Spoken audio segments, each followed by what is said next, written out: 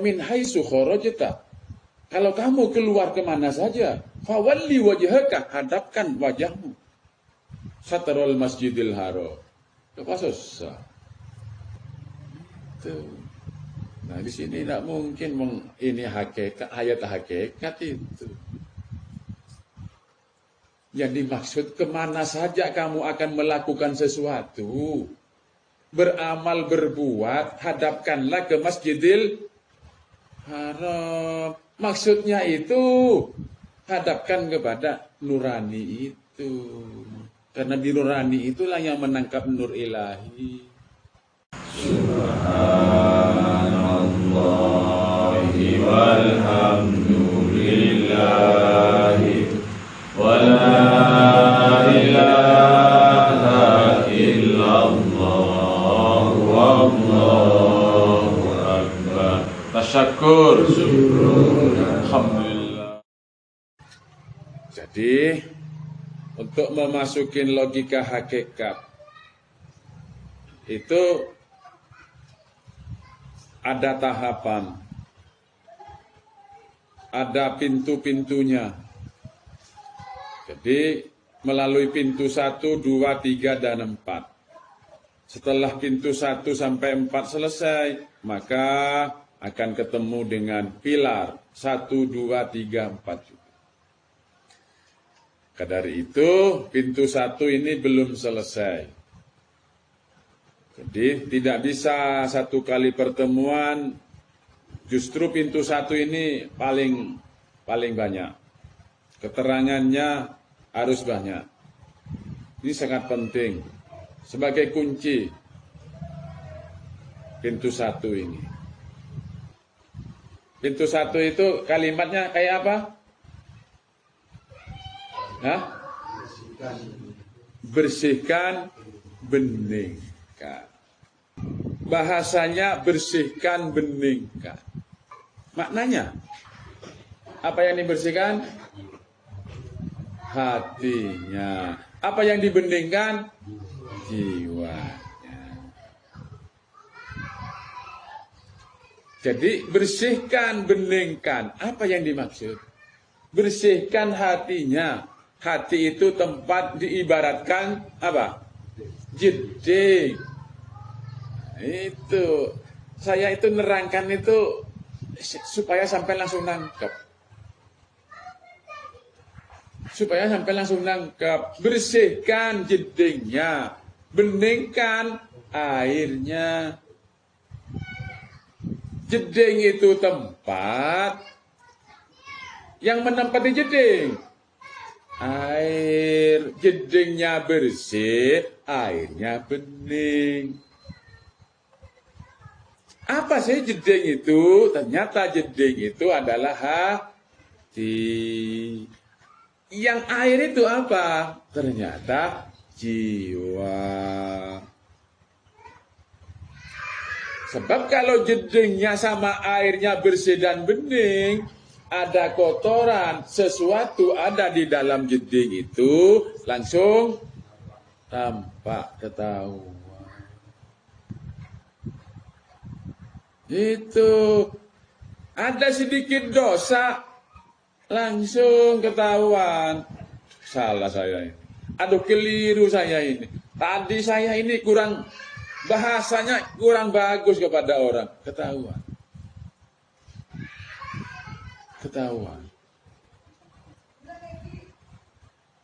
Tapi kalau kotor, jedingnya, airnya keruh, ular kobra melungker di dalam, besar sekali, tidak ketahuan. Dosanya besar sekali, tidak ketahuan. Mana saya salah? Yang ketahuan itu orang lain salahnya. Katanya istilah gajah di kelopak mata tidak tampak, semut di seberang lautan tampak nyata. Seperti itu. Orang lain yang diketahui salahnya. Kesalahan diri tidak ada, tidak ketahui.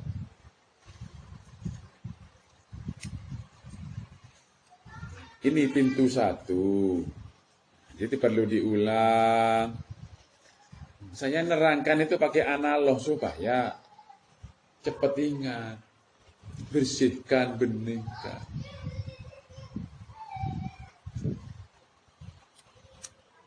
Jadi orang yang senang bersih, itu biasanya hatinya bersih. Kok enggak suka sama kotor-kotor itu? Ini alamat. Kok enggak suka dengan yang tidak baik itu? Kok senangnya yang baik? Ini alamat. Berarti hatinya bersih. Kok enggak suka dengan kebencian itu? Kok senangnya itu kasih sayang sama orang? Ini alamat. Berarti hatinya bersih. Tidak ada penyakit. Kotornya hati itu adalah penyakit hati.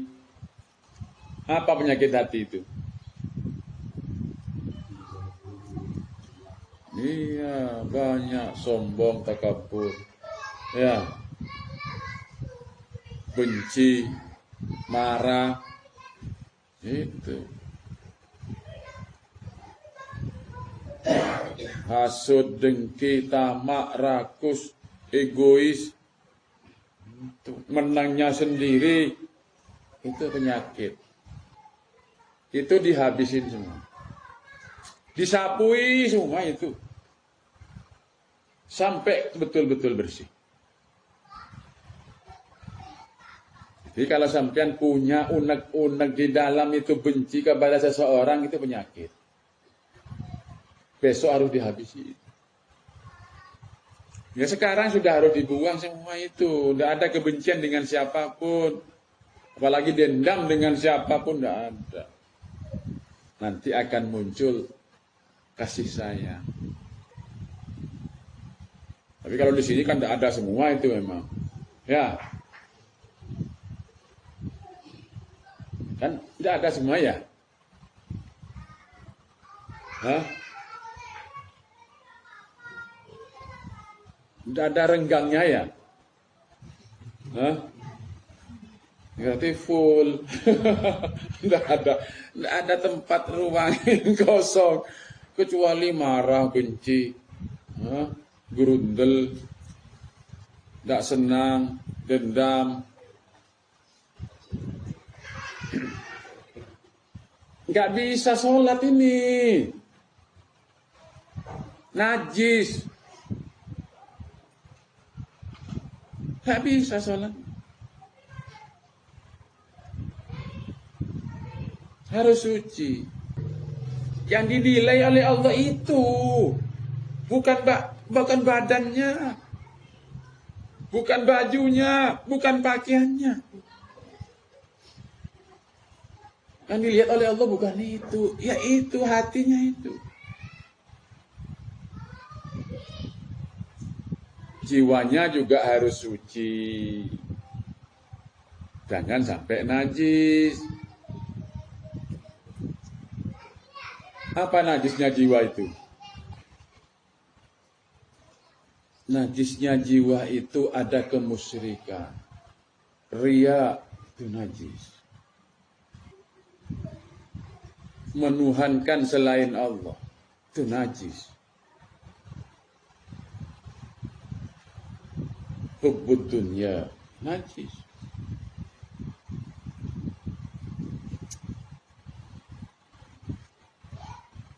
Tak bisa sholat itu. Tak bisa. Wong sapi hilang saja ribut, kepikiran. Itu najis itu.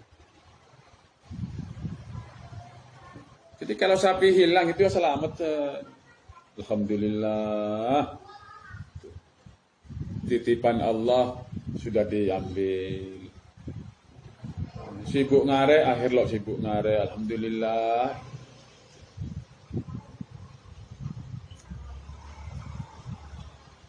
Titipan Allah.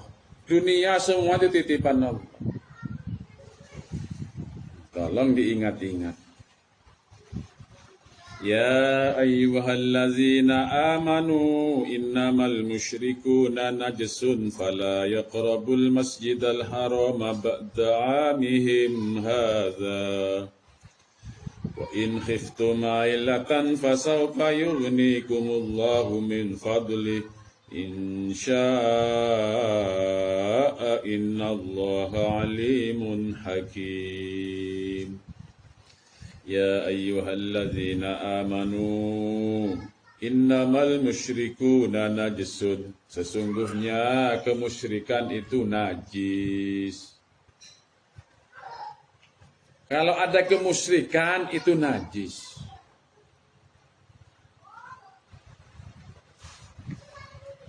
Membanggakan masjid najis. Membanggakan pangkat najis. Membanggakan orang tua najis. Membanggakan anak itu najis. Menghargai orang tua tidak najis karena itu perintah Allah. Meramut anak sebagai orang tua itu tidak najis karena itu amanah Allah. Meramut istri, suami meramut istri itu tidak najis. Karena itu kewajiban dari Allah. Mencintai istri, kalau itu karena Allah, tidak najis. Yang najis itu kalau bukan karena Allah. Jadi Allah dulu, kenapa saya ini kok mencintai istri saya? Karena ini merupakan perintah Allah yang begini. Tidak ada selain dari itu. Tapi kalau sudah hilang Allahnya najis. Jadi Allah dulu, baru turun. Najisun. Fala yaqrabul masjidal harama ba'da amihim hada. Mendekat ke Masjidil Haram saja tidak bisa.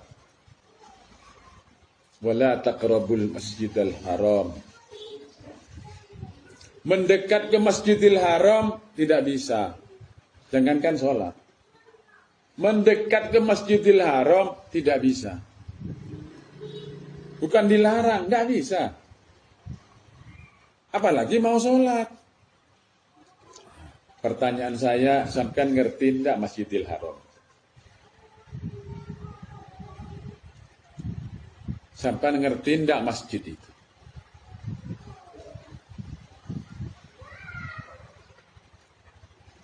Rata-rata orang ngerti masjid itu, masjid yang ada pak imamannya itu.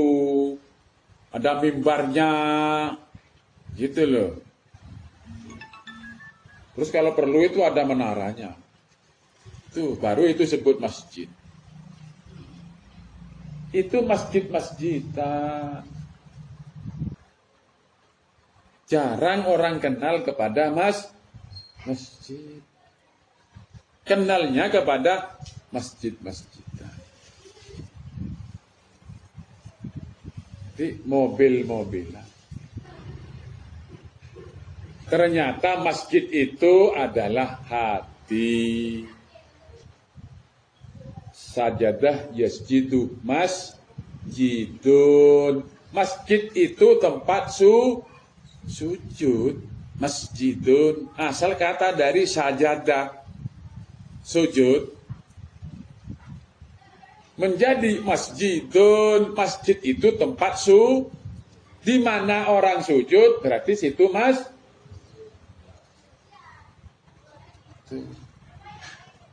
Sekian biar lo ketipu. Nang embong tempat sujud, masjid itu.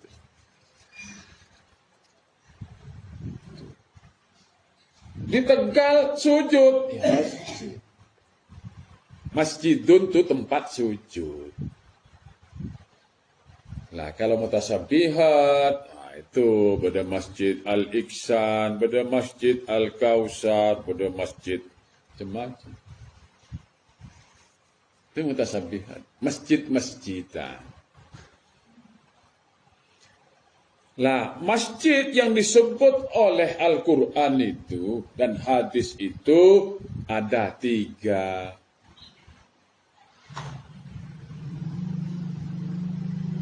Masjid di dunia ini cuma ada 3 yang asli. 1 Masjidil Haram, yang kedua Masjidil Aqsa, yang ketiga Masjid Nabawi, Masjid Madinah, masjidnya Nabi. Jadi ada 3. Nah, sekarang 3 masjid itu yang ada di Palestina itu namanya Masjid Aqsa, yang ada di Mekah, yang ada Ka'bahnya itu, yang ada di Madinah Masjidin Nabawi. Nah, sekarang itu semua itu masjid-masjid.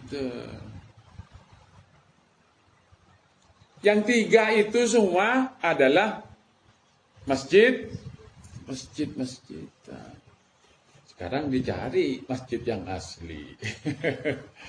Sekarang dicari masjid yang asli. Sampai kuliah ke Mesir itu tidak akan ketemu. Sampai kuliah ke Mesir itu tidak akan ketemu masjid yang asli itu. Kalau yang tidak asli tahu semua. Alhamdulillah saya sampai di Masjidil Aqsa. Wah, itu. Alhamdulillah sampai. Padahal ke masjid itu ribut. Kan ribut.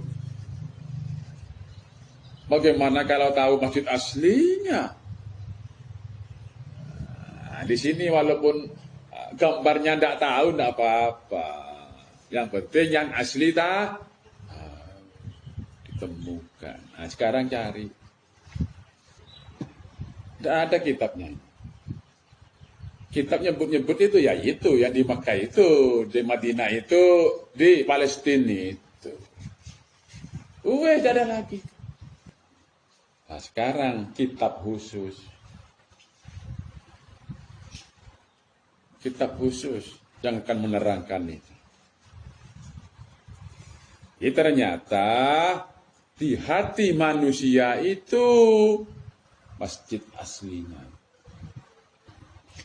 Di hati manusia itu masjid aslinya. Tidak ada di luar diri, tapi berada dalam diri.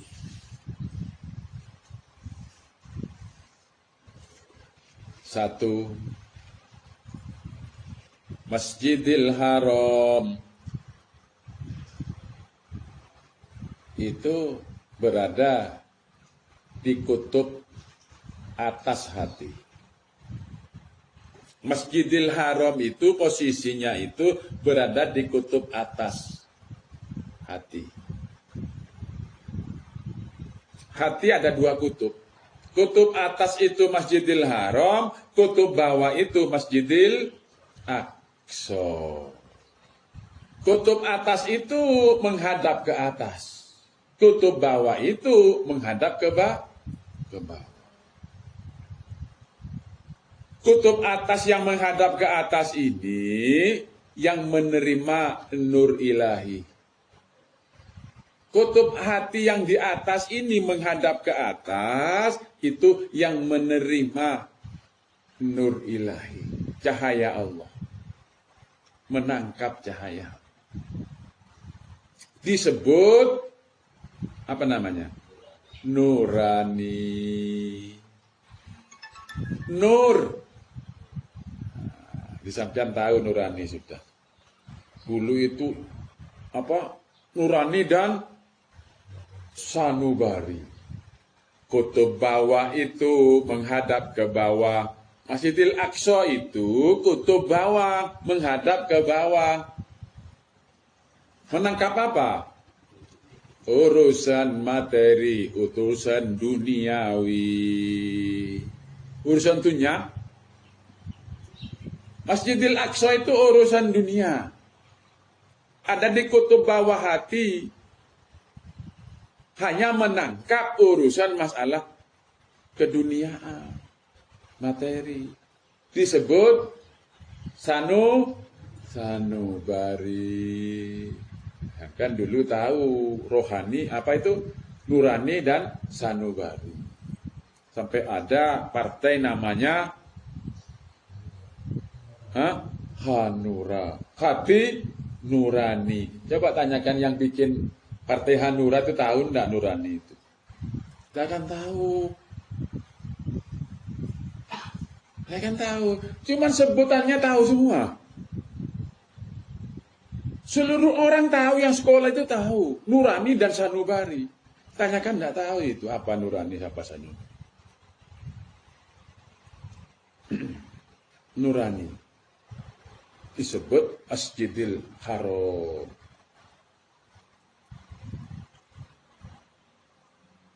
Itu. Terus yang satu ada di tengah adalah Masjid Nabawi. Masjidnya Nabi ada di tengah. Ini intinya.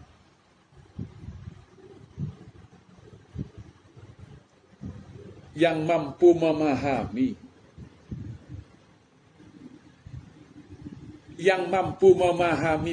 tentang pemahaman ini adalah Masjidin Nabawi. Apa namanya di hati itu? Nurani, sanubari yang bawah. Yang tengah, pusat ini namanya Fuad. Fuad ini untuk pemahaman. Fuad ini tidak pernah tidak jujur. Wallahu akhrajakum min butuni ummahatikum la ta'lamuna syai'an wa ja'ala lakumus sam'a wal absara wal afidah. Pemahaman. Afidah fuad. La'allakum tashkurun. Tuh. Sudah paham kan? Di hati itu ada 3 masjid. Dulu Rasulullah awal-awal sholat itu kiblatnya Masjidil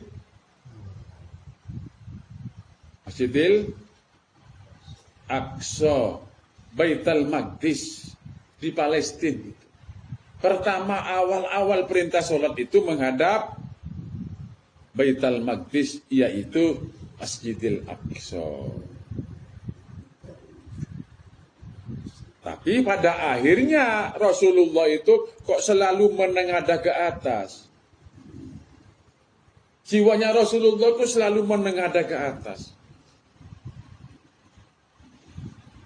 Qad naro taqalluba wajhika fis sama'i falanuwalliyannaka qiblatan tardaha fawalli wajhaka syatral masjidil haram. Qad naro, betul-betul selalu memandang. Qad naro taqalluba wajhika fis sama, ke atas. Maksudnya jiwa Rasulullah itu selalu melihat ke nurani.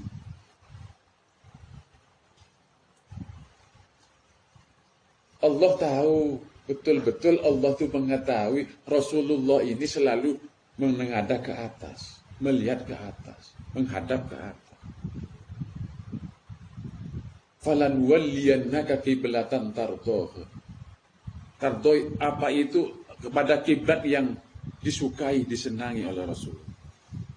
Maka akhirnya Allah memerintahkan fawalli wajhaka syatral masjidil haram. Itu waktu sholat dapat 1 rakaat ada perintah itu. Ayat itu yang turun dari Allah. Qad nara taqalluba wajhika fis sama'i falanuwalliyannaka qiblatan tardaha. Fawalli wajhaka, Muhammad, hadapkan jiwamu, wajahmu syatrul Masjidil Haram, ke arah Masjidil Haram, berbalik Rasulullah. Rakaat yang kedua itu berbalik. Nah, sehingga di sana di Madinah, di antara Madinah Makkah itu ada masjid kiblatain, dua kiblat. Itu imamnya dua. Disitulah peristiwanya. Ternyata atas tadi itu punya dasar saya. Saya nyebut nurani di atas itu, kutub atas itu saya punya dasar. Ayatnya ada. Qad nara taqalluba wajhika fis sama. Falan walliyannaka qiblatan tardaha. Fawalli wajhaka syatral Masjidil Haram. Tiba-tiba ngarang, ada dasar. Itu. Jadi nurani itu kutub atas. Itu yang menerima, menangkap nur ilahi. Maka dari itu, sampean nanti kemana saja, wa min haitsu kharajta fawalli wajhaka syatral Masjidil Haram. Kemana kamu ajak keluar kamu? Kemana yang kamu dituju? Hadapkanlah wajahmu ke Masjidil. Oke.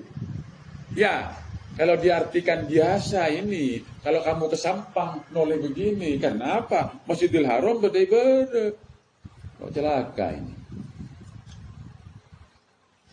Padahal Qur'annya jelas, wa min haitsu kharajta. Kalau kamu keluar kemana saja, fawalli wajhaka, hadapkan wajahmu. Syatrul Masjidil Haram. Apa susah? Itu. Nah, di sini tidak mungkin ini hakikat, ayat hakikat itu. Yang dimaksud kemana saja kamu akan melakukan sesuatu, beramal, berbuat, hadapkanlah ke Masjidil Haram. Maksudnya itu hadapkan kepada nurani itu.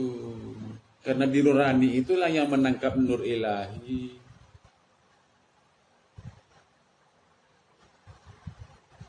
Jangan menghadap ke Masjidil Aqsa. Masjidil Aqsa. Wah, ini lebron. Wah, mapala kirakin lo oleh gitu. Ya urusan dunia, Cok. Nah, kalau kita menghadap ke nurani, tidak. Itu.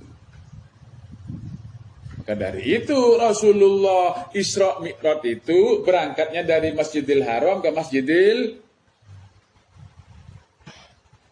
Subhanalladzi asra bi abdihi lailam minal masjidil harami ilal masjidil aqsa. Simun ibadah sambian itu apa saja, mengerjakan apa saja, berangkat dari Masjidil Haram. Huru apa kendalanya tuh? Bedong kosiyah itu. Benar urusan oleh beremper ya. Benar, ini bener apa enggak? Ada itu kalau. Karena Allah apa enggak ya? Allah benar urusan dia oleh berapa? Ini sudah ini menghadap ke Masjidil Aqsa ini. Gitu. Tapi berangkat itu harus dari Masjidil Haram ke Masjidil Aqsa. Bener enggak niat kedua? Kenapa enggak ya?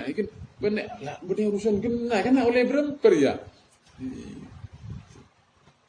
Jadi yang lah saya tanya dia, bos pokok oleh ya itu karena meninggalkan Masjidil Haram, berangkat dari Masjidil Haram.